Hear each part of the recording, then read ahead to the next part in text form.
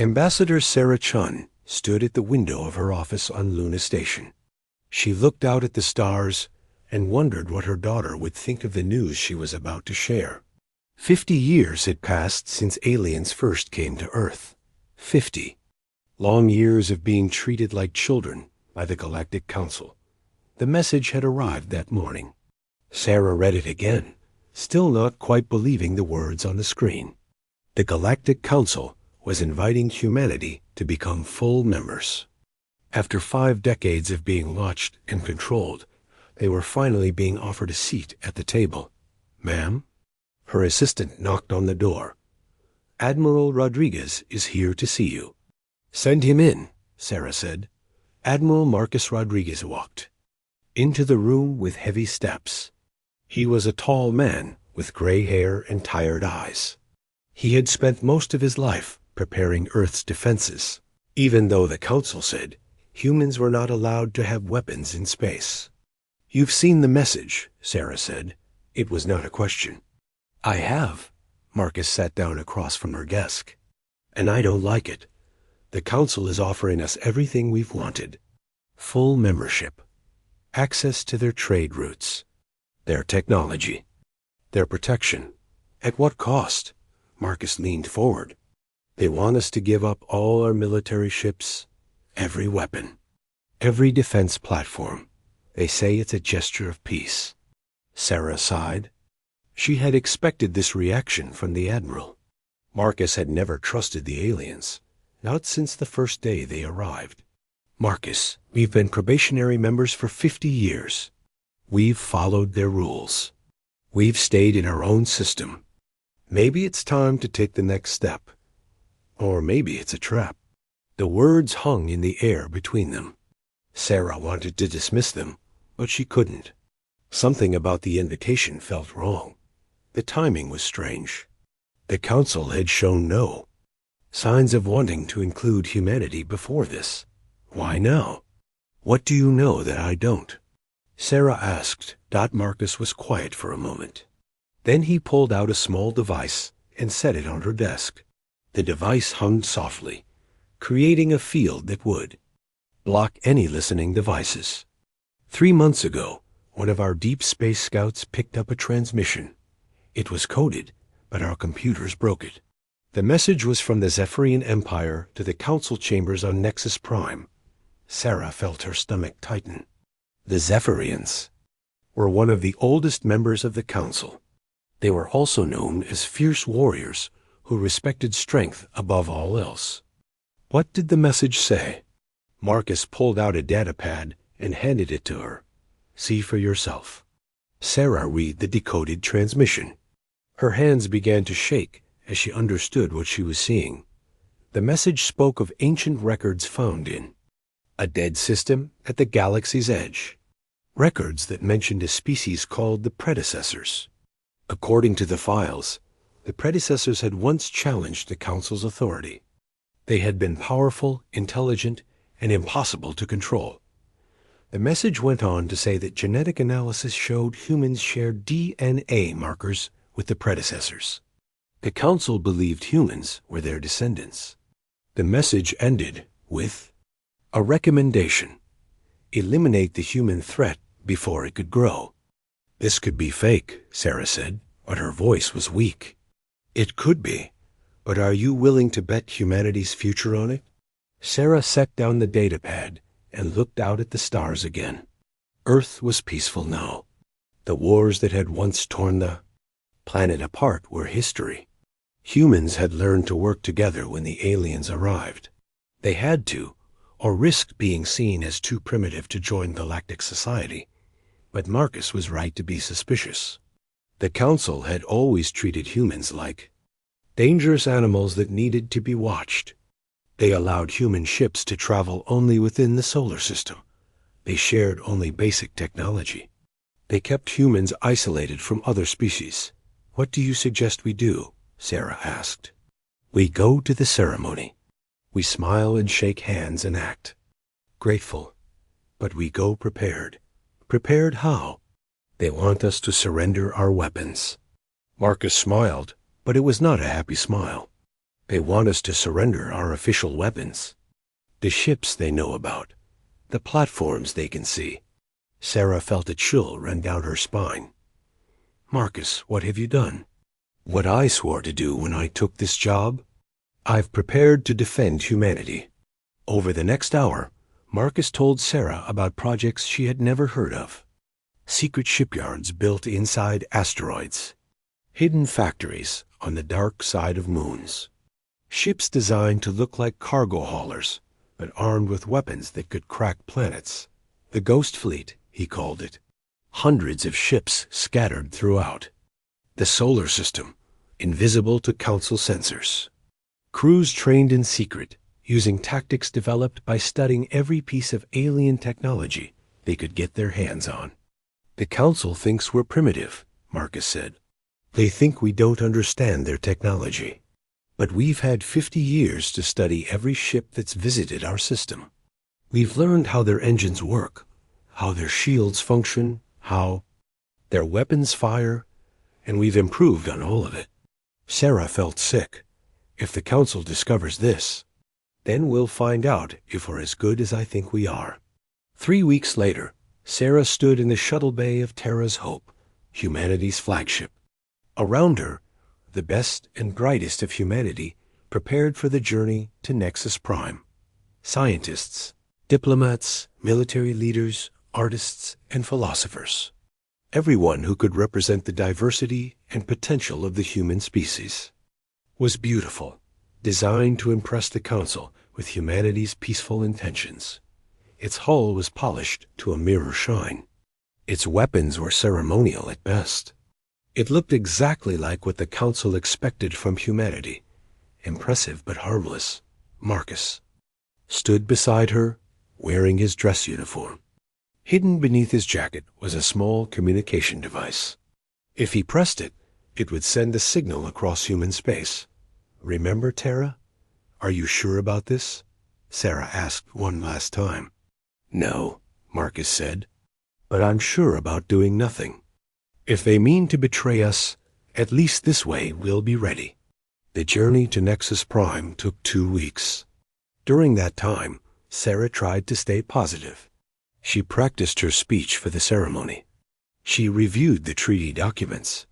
She imagined her daughter's face when she heard that humanity had finally been accepted as equals in the galaxy dot, but at night, alone in her cabin, she wondered if she was leading her people to their deaths. Nexus Prime was everything the stories said it would be. A massive space station at the center of the galaxy, home to trillions of beings from dozens of species. Ships from across known space docked at its ports. The station itself was so large, it generated its own gravity and weather patterns. As Terra's Hope approached the station, Sarah watched through the observation deck windows. The other Council ships were already there, their hulls gleaming in. The light of the system's 3 suns. Zephyrian battle cruisers, crystalline collective hive ships, ethereal philosophy vessels that seemed to bend light around them. All of them were positioned around the docking area where Terra's Hope would berth. Quite a welcome party, Marcus said quietly. Sarah nodded, her mouth dry. Maybe they're just being ceremonial. Maybe. The docking process took several hours. During that time, Sarah noticed more ships arriving. Council vessels from every member species, all taking positions around the human ship. By the time Terra's Hope was secured to the station, they were completely surrounded. Ambassador Chun, the station's controller, spoke over the communication system. Welcome to Nexus Prime. The Council is eager to begin the ceremony.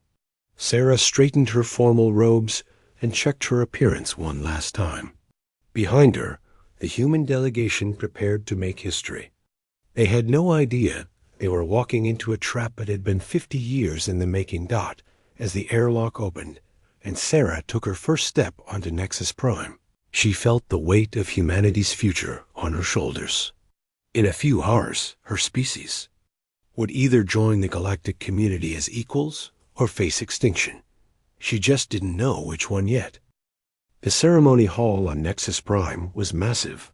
Sarah had seen pictures, but nothing prepared her for the real thing. The ceiling stretched up so high it disappeared into darkness.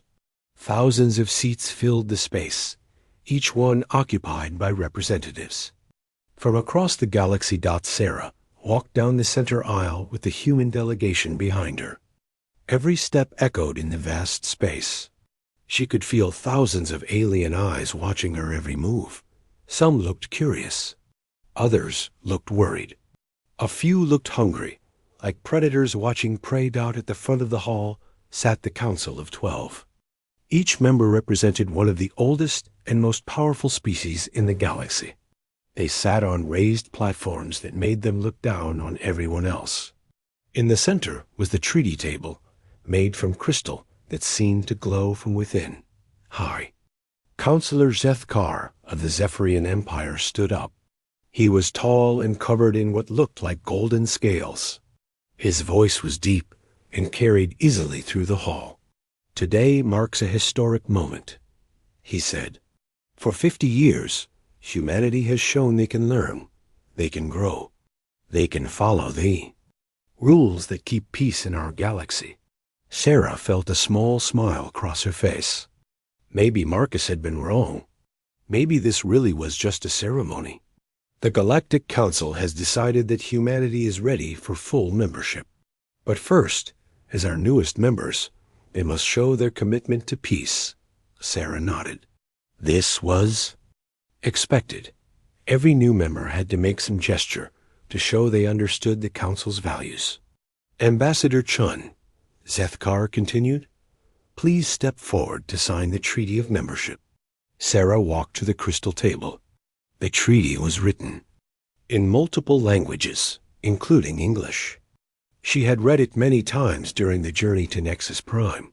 It was straightforward. Humanity would become full members of the Council in exchange for giving up all military weapons and ships. She picked up the signing device, a tool that would record her genetic signature and make the treaty official. As she reached toward the crystal surface, she heard a soft beeping sound. The sound was coming from Admiral Rodriguez. He was standing with the other human military officers near the back of the delegation. His face had gone pale.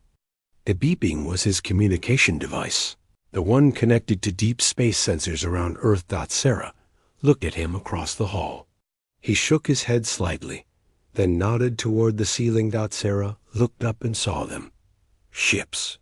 Hundreds of them, peering out of nowhere as their stealth systems shut off. Council warships surrounded Terra's Hope completely. More ships were visible through the hall's windows, taking positions around the entire station. "Ambassador Chun," Zethkar said, his voice now cold, "please sign the treaty." Sarah's hand froze. Above the crystal table, she looked at the 12 council members and saw the truth in their faces. This was not a ceremony. This was an execution. "I think," Sarah said slowly, "I need to read this treaty one more time." "You have had weeks to read it," said Counselor Vexith of the Crystalline Collective. Her voice sounded like breaking glass. "Sign it now. And if I refuse?" Zethkar smiled, showing teeth like knives. "Then you will learn what happens to species that threaten the peace of our galaxy." At that moment, alarms began screaming throughout the station. The massive screens around the ceremony hall flickered to life, showing space around Nexus Prime. More ships were appearing.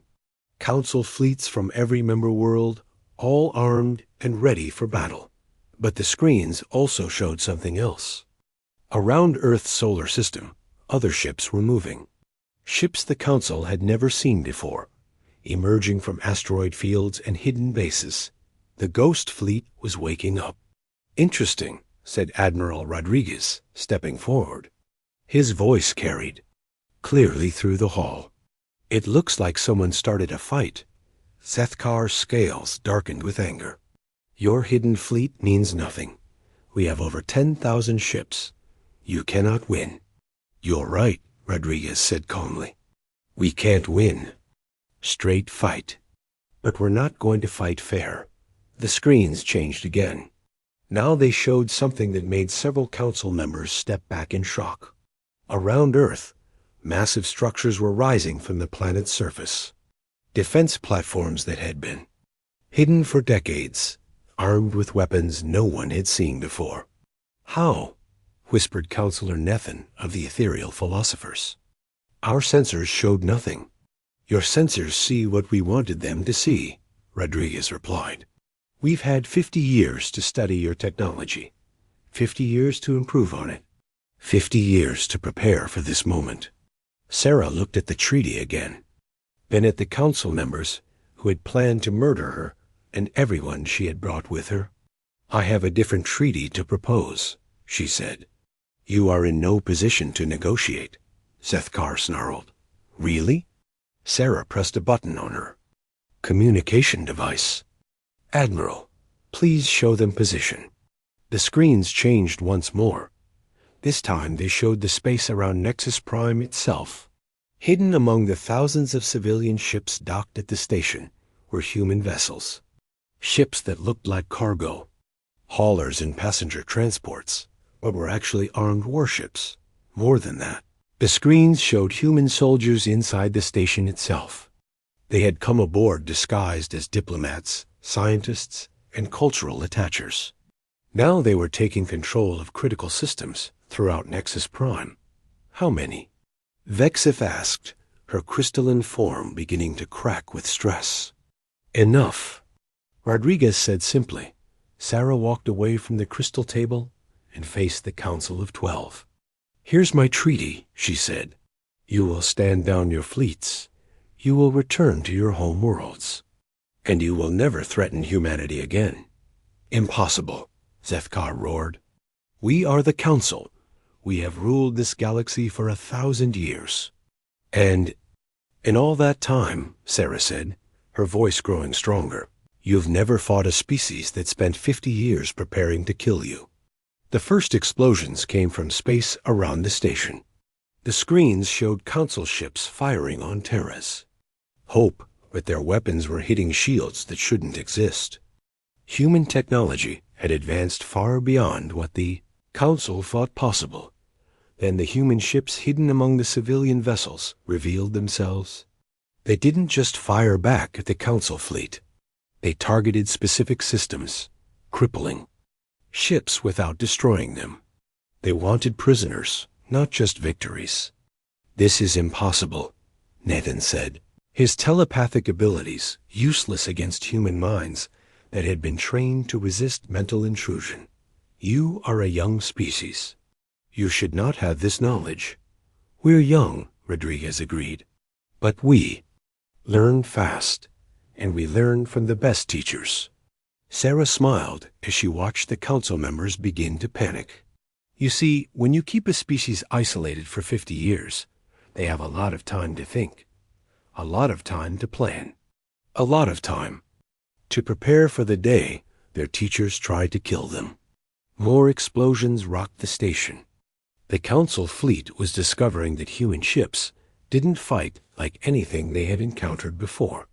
They used tactics that seemed insane, taking risks that no rational species would take.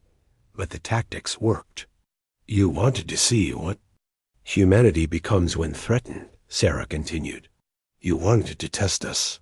Congratulations, you passed your own test." The screens now showed human ships throughout the galaxy, emerging from hiding places in dead systems and dark nebulae. Each one was heading for a council world, carrying weapons designed specifically to fight that species.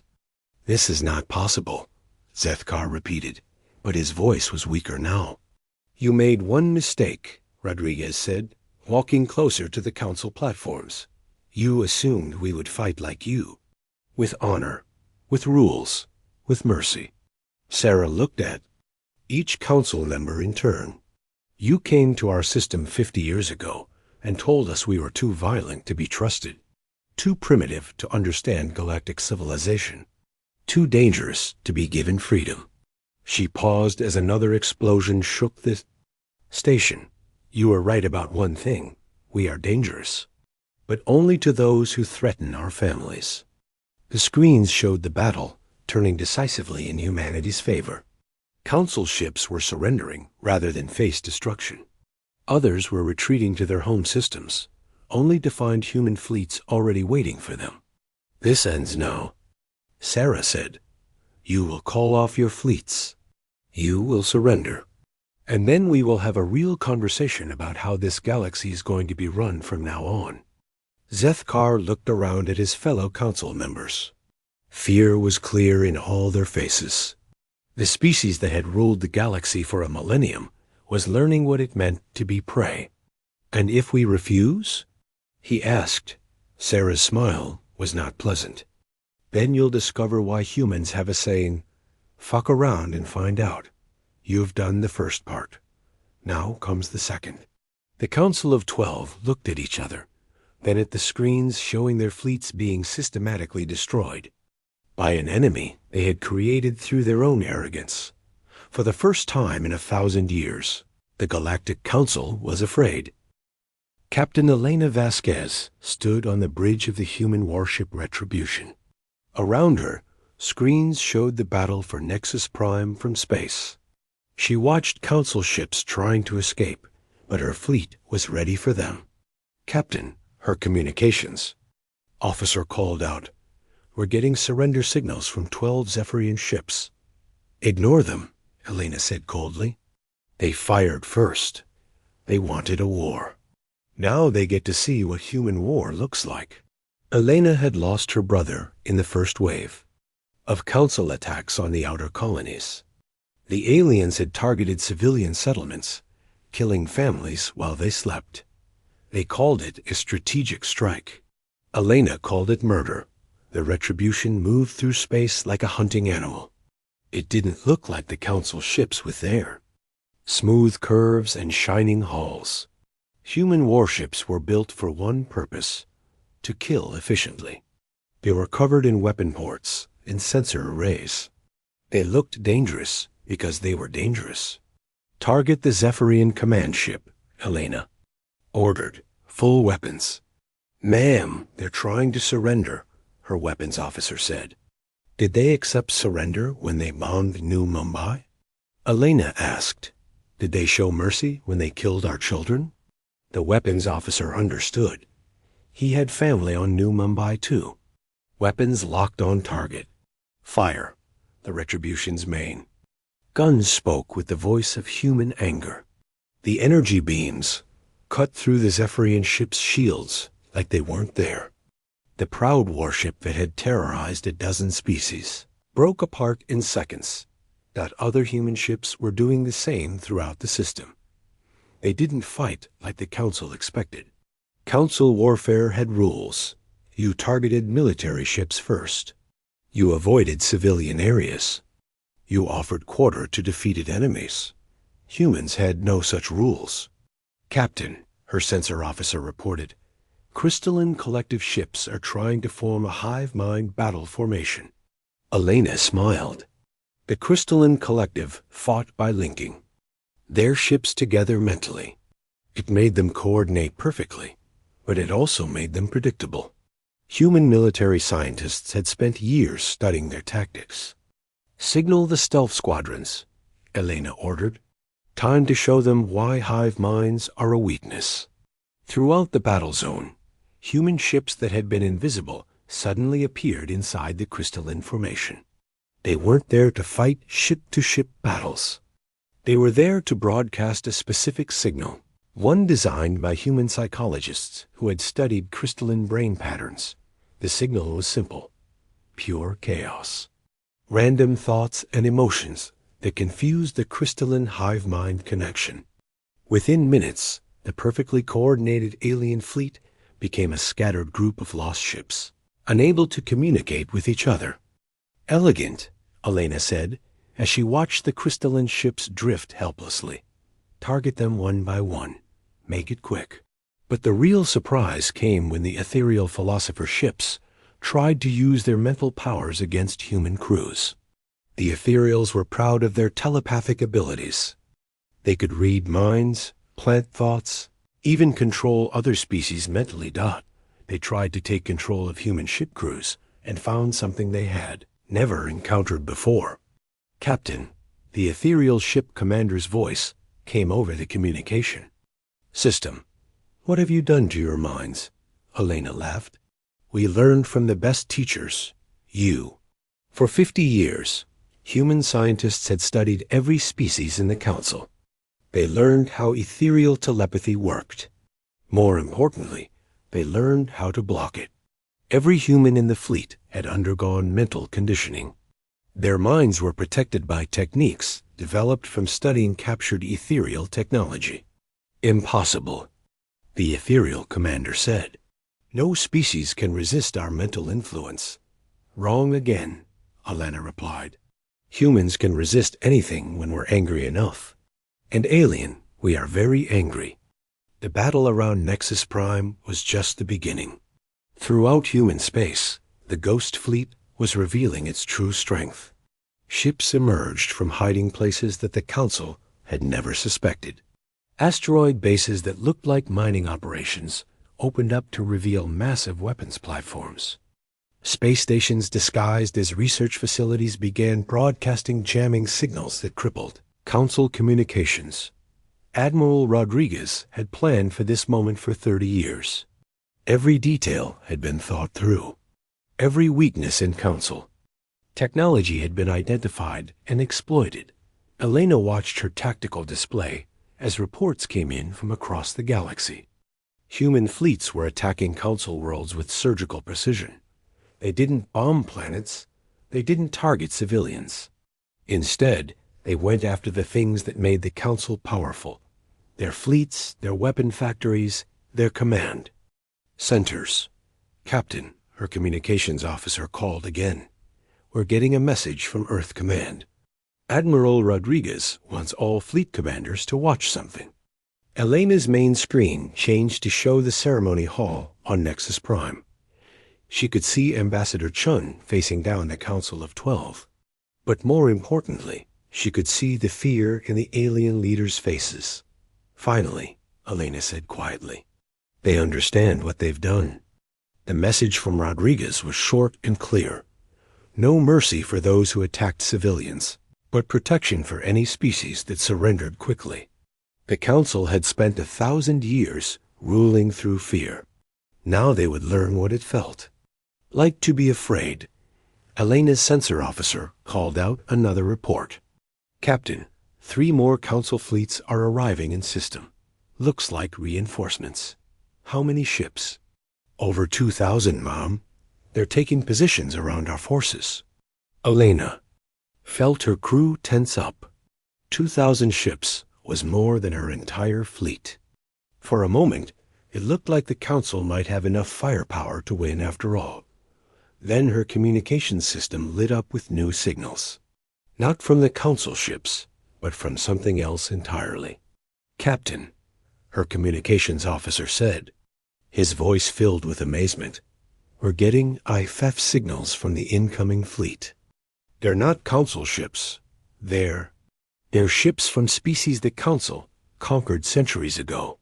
Elena felt her heart race. This was something no one had planned for. Throughout the galaxy, species that had been crushed by the Council were watching the battle. They were seeing humans fight back against their oppressors. And they were deciding to join the fight. The screens showed ships of dozens of different designs. Some were ancient vessels that had been hidden for generations. Others were newly built, constructed in secret by species that had pretended to accept Council rule while planning their revenge. "This is Fleet Commander Torao of the Free Andorian Navy," a voice said over the communication system. "We stand with humanity against the Council tyrants. This is Captain Rex of the Tarlin Resistance Fleet. We offer our ships to the human." Cause more voices joined in. Species after species that had been oppressed by the Council were declaring their support for humanity. In a few hours, a human fleet had grown from hundreds of ships to thousands. Elena realized that humanity had done something the Council never expected. They had given other species hope. For the first time in centuries, the oppressed peoples of the galaxy believed they could win.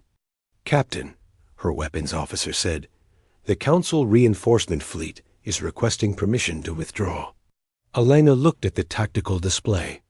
The Council ships were outnumbered now, surrounded by a growing alliance of free species. They had come to crush humanity and instead found themselves facing a galactic revolution. "Permission denied," Elena said. "They came here to commit genocide. They can surrender, or they can die. Those are the only choices they get." Throughout the system, the battle was turning into a rout. Council ships that had ruled space for a millennium were being destroyed by enemies they had created through their own cruelty. Species that had been slaves were tasting freedom for the first time. Elena watched it all from her command chair and felt something she hadn't felt since the war began. Pride. Not just in humanity's strength, but in what they had accomplished. They hadn't just saved themselves. They had freed an entire galaxy. "Captain," her sensor officer reported, "massive energy buildup detected from the Council flagship. They're charging some kind of weapon." Elena's tactical display showed the readings. Whatever the Council was preparing, it was beyond anything they had used before. The energy levels were off the charts. "All ships," Elena broadcast to the Allied fleet, "emergency maneuvers. Unknown weapon charging on Council flagship." But even as she gave the order, Elena knew it might be too late. The Council had one more surprise, one final weapon they had kept hidden. As she watched the energy readings spike higher and higher, she realized the aliens were willing to destroy everything rather than accept defeat. The war was about to get much worse. Deep beneath the surface of Earth, in a bunker that had been built in secret over 20 years, Dr. Sarah Kim watched her screens with growing horror. The readings from space showed energy levels that should not be possible. "They're actually doing it," she whispered. "The madmen are actually using the Omega Protocol." Dr. Kim was humanity's leading expert on ancient alien technology. She had spent her career studying artifacts left behind by dead civilizations. Most of her colleagues thought she was wasting her time. But Admiral Rodriguez had believed in her work, and that belief was about to save humanity. "Doctor," her assistant called from across the underground laboratory, "the energy wave is building. We have maybe 10 minutes before it reaches our outer defenses." Sarah nodded and turned to the massive computer system that filled most of the bunker. For 15 years, she and her team had been building something that should not exist. A defense system based on technology from the predecessors, the ancient race that the Council had tried to erase from history. "Activate the dark matter grid," Sarah ordered. Across human space, invisible barriers began to form. They were made from manipulated dark matter, bent and shaped by human science that had advanced far beyond what anyone thought possible. The barriers were invisible to normal sensors, but they could stop almost any known weapon. The Omega Protocol was different. It was a weapon system left behind by the predecessors, designed to kill entire star systems. When activated, it created a wave of energy that would destroy every living thing within several light years. Sarah's team had found references to the weapon in ancient ruins. They had also found something else, the plans for a defense system that could stop it. "Grid is at 40% power," her assistant reported. "Still building." "Come on," Sarah muttered, watching the countdown timer on her screen. 8 minutes. Until the Omega wave reached Earth, the grid needed to be at full power to have any chance of stopping it. Above her, in the depths of space, Captain Elena Vasquez watched the Council flagship charge its ultimate weapon. She had ordered all human ships to retreat to minimum safe distance, but she knew it wouldn't be enough. The Omega Protocol was designed to kill everything in the system. "Captain," her communications officer said, "we're getting a transmission from Earth. Dr. Kim wants to speak with you." Elena's main screen changed to show the underground bunker. Dr. Kim looked tired but determined. Behind her, Dozens of scientists worked frantically at control panels. "Captain Vasquez," Dr. Kim said, "I need your fleet to do something that's going to sound crazy." "I'm listening, Doctor." "When the Omega wave reaches us, I need you to fly your ships directly into it." Elena blinked. "Doctor, that will kill us." "Oh, no, it won't. We've built a defense system, but it needs your ships to work properly. Your hulls are lined with quantum steel developed from predecessor technology. When the wave hits you, it will create a resonance effect that will amplify our dark matter barriers." Elena looked at her crew. They were all staring at her, waiting for her decision. "Doctor, are you absolutely certain this will work?" 90% certain? And the other 10%? Dr. Kim was quiet for a moment. "The other 10%, we all die and the council wins." Elena felt her jaw clench. It was just like humans to build a defense system that required them to fly into the thing they were trying to stop. "All ships," she broadcast to the fleet, "you heard the plan. When that wave reaches us, we're going to meet it head on." The responses came back immediately. Every ship captain in the fleet confirmed they understood. No one questioned the order. No one asked for clarification. They trusted their leaders, and they trusted human science. 6 minutes until the Omega wave arrived.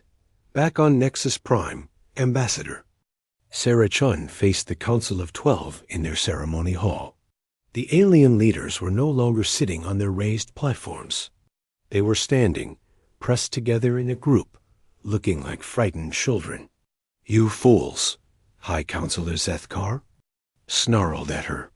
"You forced us to use the Omega Protocol.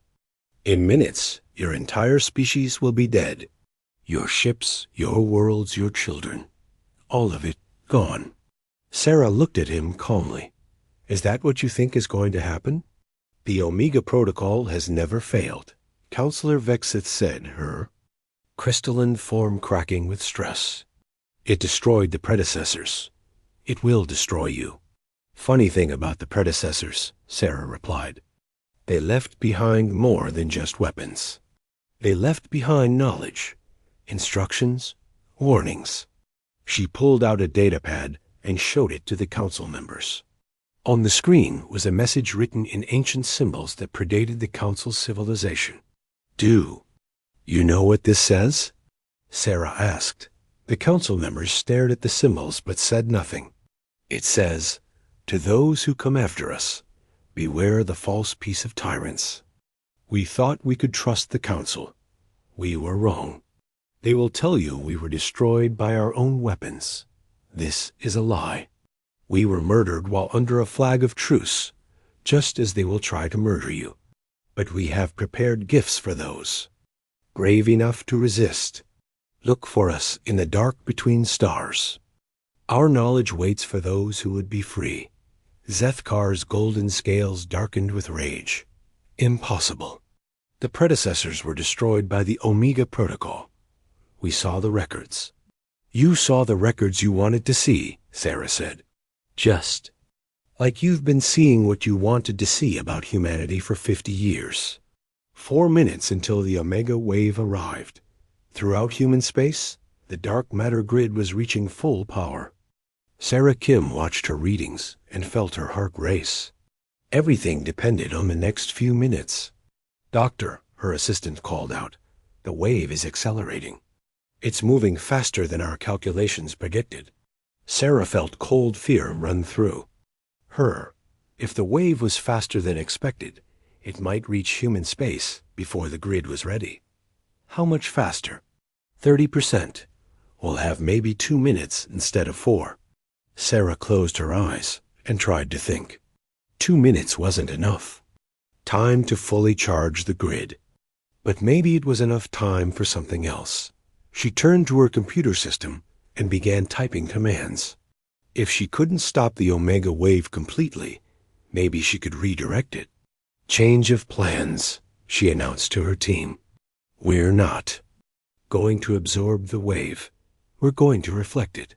In space, Captain Alana Vasquez felt her ship shake as the Omega wave approached. Her sensors showed a wall of energy moving toward them, faster than anything should be able to move. It looked like the end of the universe. "All ships," she broadcast, "form up on my position. When I give the signal, full power to forward shields and fly directly into the wave." Elena thought about her family back on Earth. Her daughter was only 8 years old, too young to understand why Mommy had to go fight the bad aliens, but old enough to remember her if this plan failed. "Captain," her communications officer said, "Dr. Kim is signaling. The grid is ready." Elena took a deep breath. "All ships, this is it. For humanity, for freedom, for our children." The human fleet turned toward the approaching wave of death and accelerated. Thousands of ships flying directly into annihilation. Trusting in human science and human courage, the wave hit them like the wrath of gods. For a moment, space itself seemed to scream. The Omega energy crashed into the human fleet and should have destroyed everything instantly. Instead, something impossible happened. The quantum steel hulls of the human ships began to resonate with the wave's frequency. The resonance triggered the dark matter grid that Dr. Kim had built. And instead of destroying the human fleet, the Omega wave began to bend around them. Elena watched her instruments in amazement as the wave of death became a wave of protection. The energy that was meant to kill humanity was being absorbed and redirected by their own ships. "It's working," she whispered. Then louder, "It's working. All ships maintain formation. We're riding this thing home." The redirected Omega wave swept back across space toward its source. But now it carried something new, the collective will of a species that refused to die quietly. On Nexus Prime, the Council of 12 watched their ultimate weapon return to them with growing horror. "Impossible," High Counselor Zethkar whispered. "No species has ever survived the Omega Protocol." Ambassador Sarah Chun smiled at him. "No species has ever been stupid enough to fly directly into it either. But then, you've always said humans are different." The reflected wave struck the Council flagship and spread outward to engulf the entire Council fleet. But it didn't destroy them. Instead, it shut down their weapons, their engines, their shields. Every ship in the Council Armada was left floating helplessly in space. That Sarah looked at the 12 alien leaders who had ruled the galaxy through fear and violence. "The predecessors left us more than just defensive technology," she said. "They left us the knowledge of who you really are, what you've done, and how to stop you." The Council of 12, masters of the galaxy for 1,000 years, looked at each other and realized their reign was over. The last phase of the war was about to begin. 3 months after the battle at Nexus Prime, Ambassador Sarah Chun stood in a very different kind of ceremony hall. This one was on Earth, built in the ruins of the old United Nations building. Instead of 12 alien masters looking down from high platforms, hundreds of species sat together as equals. The trials had taken weeks. Using evidence found in hidden Council archives, humanity had presented proof of crimes that stretched back centuries. The Council had not just oppressed other species. They had committed genocide, destroyed entire civilizations, and rewritten history to hide their crimes. Sarah looked at the 12 defendants sitting in simple chairs at the center of the hall. High Counselor Zethkar no longer wore his golden ceremonial armor. Counselor Vexith's crystalline form had dulled with defeat. All of them looked small and ordinary without their power. "The evidence is clear," Sarah announced to the assembly. "For 1,000 years, the Galactic Council ruled not through wisdom or justice, but through fear and violence. They destroyed any species that showed independence. They poisoned worlds that refused to submit. They even murdered the predecessors while pretending to negotiate peace." She paused and looked at each of the former council members. "But today, we do not seek Revenge, we seek justice. Admiral Rodriguez stood up from his seat in the front row. His uniform was different now. Instead of the simple blue and gold of Earth's Navy, he wore the colors of the new Terran Commonwealth. Dozens of species had asked to join humanity's alliance, seeking protection from the chaos that followed the Council's fall. The defendants will be given the chance to face the families of those they killed, Rodriguez announced. They will work to repair the damage they have caused, and they will live with the knowledge that their empire of fear is over. Sarah nodded. Death would have been easier for the former council members. Living with their guilt would be harder. But the real ceremony wasn't about punishing the past. It was about building the future. I call forward Captain Elena Vasquez, Sarah announced. Elena walked to the center of the hall, wearing a new uniform. She was no longer just a ship captain. She was now Admiral of the Free Species Defense Fleet, a military force dedicated to protecting the weak from those who would prey on them. Admiral Vasquez, Sarah said formally, do you swear to use your ships only to defend the innocent and protect the free? I do, Elena replied, her voice carrying clearly through the hall. Do you swear never to attack those who cannot defend themselves, never to conquer for conquest's sake, and never to repeat the crimes of those who came before? I do, Sarah smiled. It was a simple ceremony, but it represented something that had never existed before in galactic history. A military force that served not rulers, but principles. Over the following months, the new alliance faced many challenges. Some species tried to claim council worlds for themselves. Others sought revenge against their former oppressors. A few attempted to set up their own small empires. Each time, the Terran Commonwealth responded with measured force.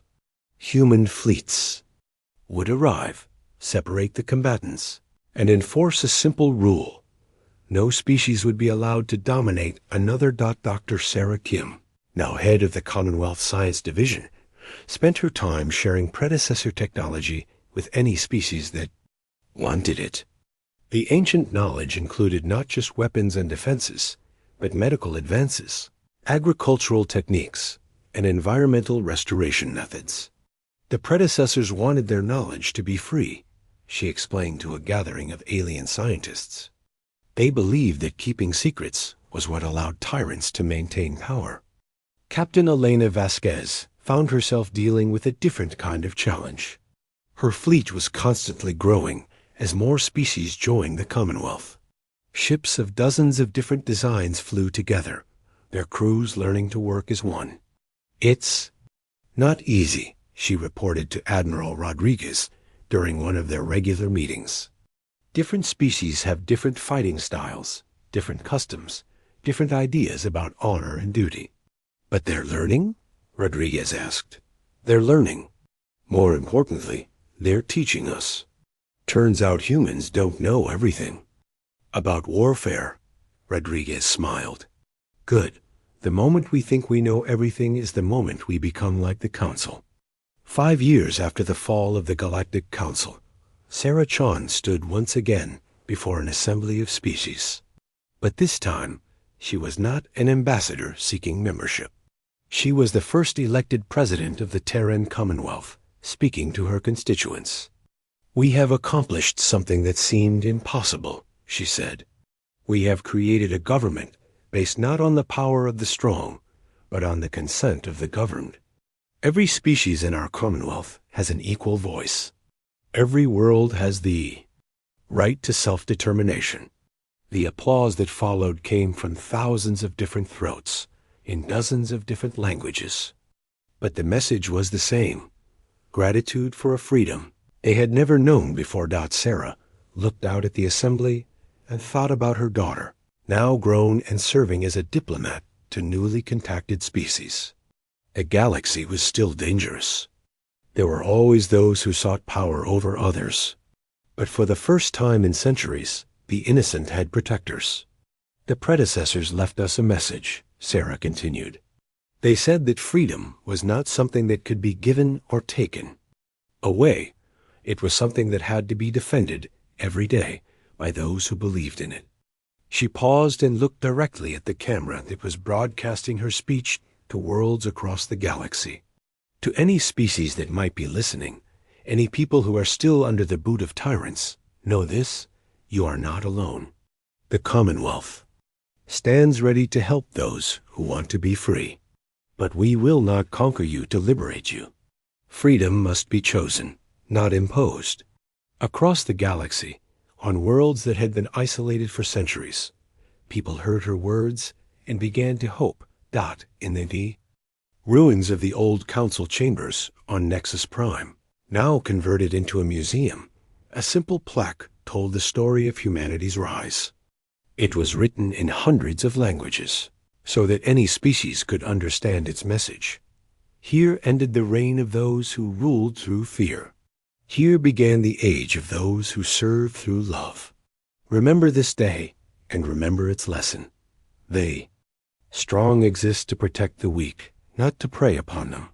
At the bottom of the plaque, in smaller text, was a quote from Ambassador Sarachun's first speech as president.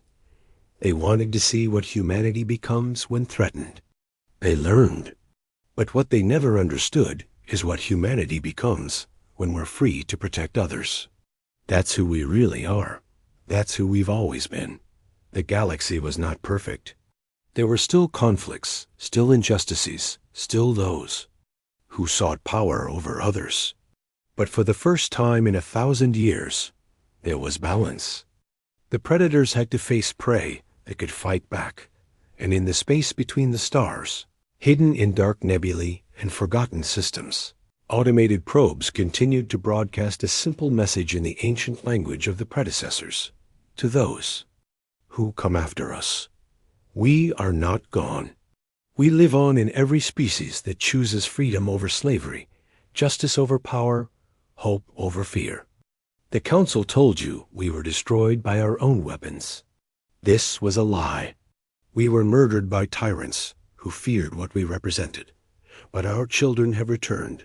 Our knowledge lives on. And the galaxy is free. The message repeated endlessly, waiting for any species that might need to hear it. Because freedom, once won, must always be defended.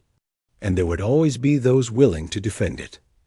Humanity had awakened to find their place in the galaxy, not as conquerors or rulers, but as guardians. They had learned the hardest lesson of all. True strength comes not from the ability to destroy your enemies, but from the willingness to protect your friends. The Galactic Council had tried to awaken humanity's capacity for violence. Instead, they had awakened something far more dangerous to tyrants everywhere: humanity's capacity for justice. And the galaxy would never be the same.